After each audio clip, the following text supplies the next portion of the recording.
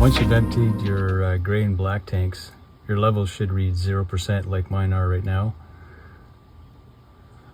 Note that my freshwater tank still holds 75%, but once I get home I'll drain that because it'll be a while before we use the van again. Just a little suggestion here on how to avoid losing your gray and black tank cap here.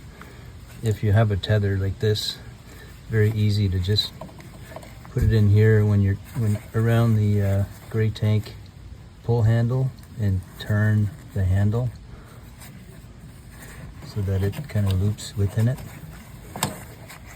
and then it's held there. At least you're not going to catch something low hanging and rip it.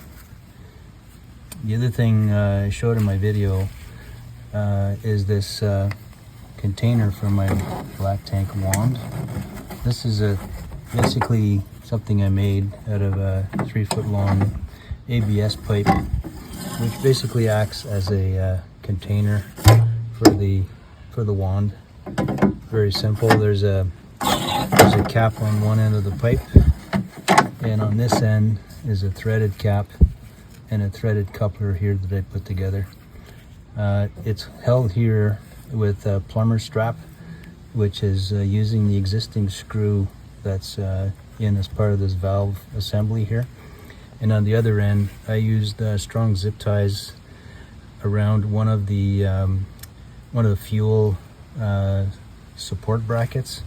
So I had to take down the bracket a little bit so I could sneak my zip tie in there, but that's all that holds the other end. So very simple, and it works very well.